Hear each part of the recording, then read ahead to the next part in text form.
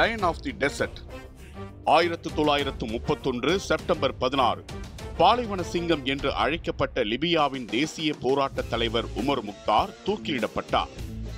1911-12 நடந்த இத்தாலோ ஓட்டமான் போரின் முடிவில் லிபியா இத்தாலியின் வசம் வந்தது. ஆனால் லிபிய மக்கள் இத்தாலிய ஆட்சியை எதிர்த்து தொடர்ச்சியான கிளர்ச்சிகளை நடத்தினர்.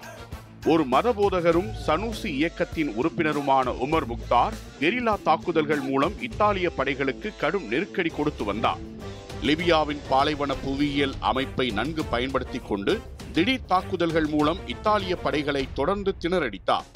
இத்தாலிய தளபதி பெனிட்டோ முசோலினியின் படைகளால் உமர் முக்தாரை தோற்கடிக்க முடியவில்லை. முக்தாரின் இந்த வீரப்போர் லிபிய மக்களிடையே அவருக்கு பெரும் ஆதரவையும் பாலைவனத்தின் சிங்கம் என்ற பட்டத்தையும் பெற்று தந்தது.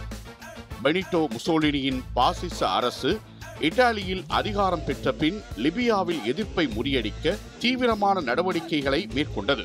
முக்தாரின் போராட்டத்தை கட்டுப்படுத்த முடியாத இத்தாலிய படைகள் லிபிய மக்கள் மீது கடுமையான அடக்குமுறைகளை கட்டவிழ்த்து விட்டன.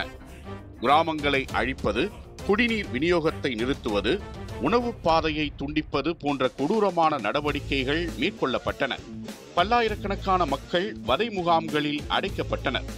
இந்நிலையில் 1931 செப்டம்பர் 11 அன்று ஒரு பாலைவன போரில் காயமடைந்த உமர் முக்தார் இத்தாலிய படைகளால் சுற்றி வளைக்கப்பட்டு கைது செய்யப்பட்டார்.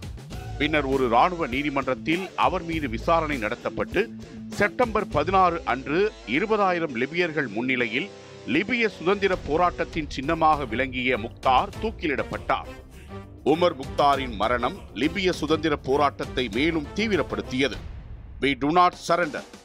We win or we die. அதாவது வெல்லுவோம் அல்லது உயிரை விடுவோம், ஆனால் நாங்கள் சரணடைய மாட்டோம் என்ற உமர் முக்தாரின் சொற்கள் லிபிய மக்களின் இதயங்களில் இடம்பெற்றன.